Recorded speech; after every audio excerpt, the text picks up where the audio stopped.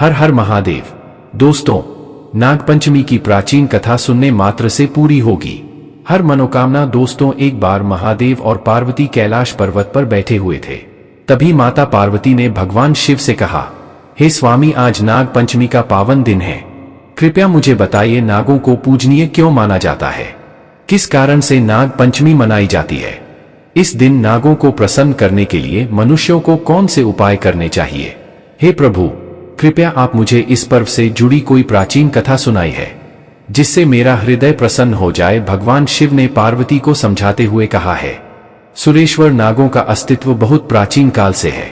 वे देवताओं के वंशज हैं और उनके पास अद्वितीय शक्तियां हैं। नागलोक में तक्षक, कालिया जैसे कई नागराज निवास करते हैं। नागों का वेश केवल एक विध्वंसक शक्ति नहीं है, बल्कि उनके पास सृजन और संहार दोनों की शक्तियां होती है।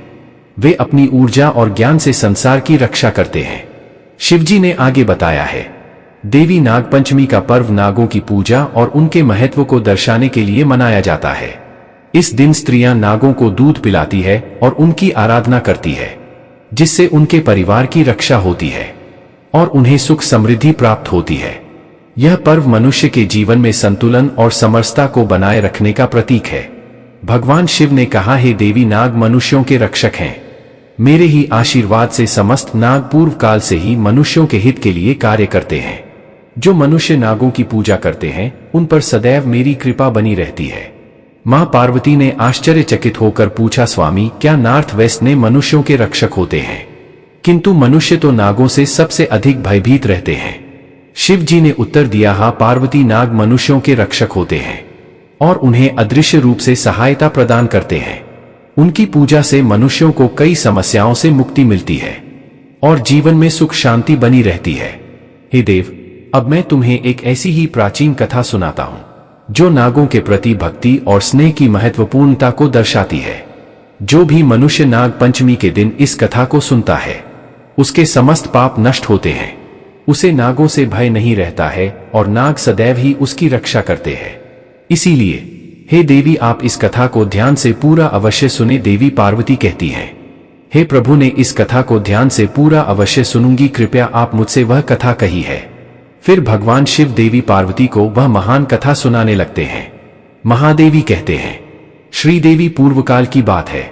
मध्य देश में एक अत्यंत शोभायमान नगरी थी। उस नगरी में सुदक्षिणा नाम की एक गरीब स्त्री रहती थी। उसकी मां का नाम था गौतमी। गौतमी एक विधवा थी और उसका एकमात्र सहारा उसकी पुत्री सुलक्षणा थी।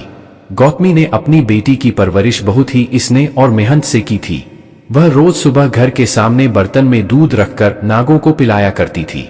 नागों के प्रति उसकी भक्ति इतनी थी कि साक्षात नागराज उस स्त्री की भक्ति से अत्यंत प्रसन्न थे। एक दिन प्रसन्न होकर उन नागों ने उस गौतमी से कहा, हे मात, आप हमें रोज दूध पिलाती है, हमारी भक्ति करती है, इसीलिए हम सभी आप पर प्रसन्न है। आपकी जो भी इच्छा और कामना हो हमसे मांग लो, हम अवश्य पूर्ण करेंगे। तब वह गौतमी कहती हैं, नागराज, मुझे मेरी कोई चिंता नहीं है, लेकिन मुझे मेरी पुत्री की चिंता है। गौतमी ने नागराज से कहा, है नागराज, ने आपसे एक विनती करती हो, मेरी मृत्यु के बाद मेरी बेटी से दक्षिणा की रक्षा करें, उसे अपनी बहन मानकर उसकी सहायता करें। फिर नागराज ने वचन दिया है, माता, हम तुम्हारे इस स्नेह और भक्ति को कभी नहीं भूलेंगे। तुम्हारी मृत्यु के बाद हम तुम्हारी पुत्री की रक्षा अवश्य करेंगे और उसे अपनी बहन मानेंगे। फिर कुछ समय बाद गौतमी की पुत्री सुदक्षिणा की शादी एक प्रतिष्ठित और समृद्ध घराने में हुई, जिससे वह बहुत प्रसन्न हो गई। सुलक्षणा का विवाह हो जाने के कुछ समय बाद गौतमी का देहांत हो गया और दक्षिणा अकेली रह गई। उसने अपनी मां की यादों के सहारे जीवन बिताना शुरू किया। तो दक्षिणा उसके ससुराल की 4 बहनों में सबसे छोटी बहू थी। घर की बड़ी बहू का नाम अदिति था, मझली बहू का नाम विभा था और तीसरी बहू का नाम सुरभि था। फिर कुछ दिन बाद नागपंचमी का त्योहार आने वाला था। तीनों बड़ी बहनें अपने अपने मायके जाने की तैयारी करने लगे। उन्होंने अपने अपने घरों से उपहार और मिठाइयां मंगवाई और खुशी खुशी जाने की योजना बनाई। लेकिन सुदक्षिणा का कोई मायका नहीं था, क्योंकि उसकी बूढ़ी माँ, जो उसका एकमात्र सहारा थी, शादी के बाद ही स्वर्गवासी हो चुकी थी। सुदक्षिणा उदास मन से अपने कमरे में बैठी थी। उसे समझ नहीं आ रहा था कि वह क्या करे और किससे मिले। उसका दिल टूट चुका था और वह अपने भाग्य को कोस रही थी। जब तीनों बहुओं ने देखा कि दक्षिणा को ले जाने के लिए कोई नहीं आ रहा है, तब बड़ी बहू आकर सो दक्षिणा से खिल्ली उड़ाते हुए बोली, छोटी बहू क्या हुआ, तुम्हारे मायके से कोई नहीं आ रहा है क्या? हमारे सभी के भाई हमें लेने आ रहे हैं, लेकिन तुम्हारा तो कोई नहीं है, तुम क्या करोगे? ससुराल में बैठकर सासू माँ की डांट सुननी पड़ेगी और घर का सारा काम करना पड़ेगा। बड़ी बहू की बात सुनकर सुदर्शना को बड़ा दुख हुआ। भगवान शिव के सामने बैठकर प्रार्थना करने लगी, हे प्रभु, आपने मुझे कोई भी भाई क्यों नहीं दिया और आपने तो मुझसे मेरी माँ को भी छीन लिया। अब मैं क्या करूं, कहां जाऊं? फिर उसी रात जब सुदक्षिणा गहरी चिंता में डूबी हुई थी, तब नागराज ने मनुष्य का रूप धारण किया और सुदक्षिणा के घर पहुंचे। उन्होंने दरवाजा पर दस्तक दी। सुदक्षिणा ने दरवाजा खोला और देखा कि एक सुंदर युवक खड़ा है जो देवताओं के समान प्रतीत हो रहा था। उसने सुंदर आभूषण और मुकुट पहन रखा था। उस अत्यंत दिव्य पुरुष को देखकर सुदक्षिणा ने आश्चर्यचकित होकर पूछा, हे देव, आप कौन हैं और इस समय यहाँ कैसे आए? तब नागराज ने कहा, हे बहन, मैं तुम्हारा भाई हूँ, इसीलिए आज मैं तुम्हें ले जाने के लिए आया हूँ। सिन्हा ने कहा, हे देव, आप तो देखने में कोई देवता प्रतीत होते हैं, किंतु आप मेरे भाई कैसे हो सकते हैं? मेरा कोई भी नहीं है, ने अकेले ही मेरी माँ की पुत्री हो, तो फिर आप मेरे भाई कैसे हो सकते हैं?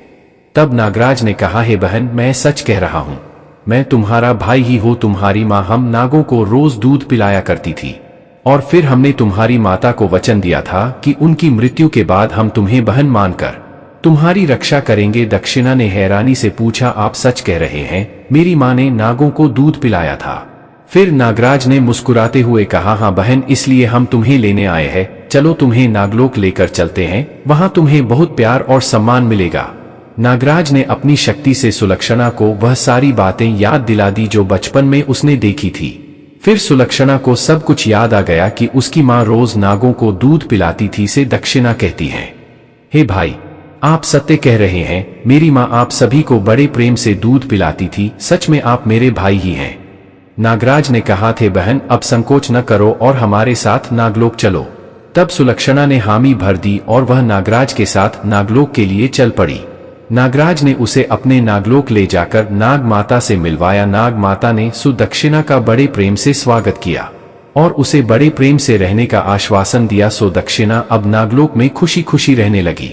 वह नागलोक एक अद्भुत और जादुई स्थान था। वहां की हवाएं शीतल और सुगंधित थी, चारों ओर हरियाली फैली हुई थी और फूलों की महक से वातावरण मंत्रमुग्ध हो जाता था। वहां के भवन सोने और चांदी से बने हुए थे और रत्नों से जुड़े हुए थे। नागलोक में सभी नाग प्रेम और सौहार्द से रहते थे। वहां के नियम और अनुशासन बहुत सख्त थे, लेकिन सभी नाग उनका पालन करते थे। नागराज ने सुदक्षिणा को नागलोक के विभिन्न स्थान दिखाए और उसे वहां के नियम समझाए। नाग माता ने सुदक्षिणा को एक सुंदर कमरा दिया जिसमें रत्न जड़ित बिस्तर और सुंदर साज सज्जा थी। सुदक्षिणा भी जल्दी ही वहां की जीवन शैली में रच बस गई। कुछ दिनों बाद नाग माता ने सुलक्षणा से कहा, बेटी, हमारे नाग बच्चों को भी तुम्हारे जैसे स्नेह की आवश्यकता है, क्या तुम उन्हें दूध पिला सकती हो? सुदक्षिणा ने सहर्ष स्वीकार किया और दूध गर्म करके नाग बच्चों को पिलाने लगी, परंतु गलती से उसने दूध ज्यादा गर्म कर दिया और सभी नाग बच्चों की मुंह जल गए। नाग बच्चे बहुत क्रोधित हो गए और चिल्लाने लगे। नाग बच्चा अरुण ने गुस्से से कहा, हे स्त्री, तुमने हमारे मुंह जला दिए, हम तुम्हें कभी माफ नहीं करेंगे। दूसरा नाग बच्चा वरुण बोला, तुम्हारी वजह से हमें दर्द हो रहा है, तुम कितनी निर्दयी हो। दक्षिणा ने रोते हुए कहा, हे नागों, मुझसे गलती हो गई, मैं सचमुच माफी चाहती हूँ, मुझे यह नहीं पता था कि दूध इतना गर्म है। तब नाग माता उस स्थान पर आती है। नाग माता ने दक्षिणा को शांत किया और कहा, बच्चों, इसे माफ कर, तो यह हमारी बहन है और इसने जानबूझकर ऐसा नहीं किया, यह हमारे मेहमान है और हम इसे सजा नहीं दे सकते। हालांकि नाग बच्चे बदला लेना चाहते थे और उनके दिल में क्रोध भर गया था।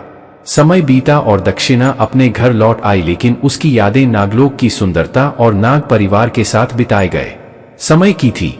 अगले साल नाग पंचमी का इंतजार करते हुए उसने नागों को फिर से मिलने की आशा की।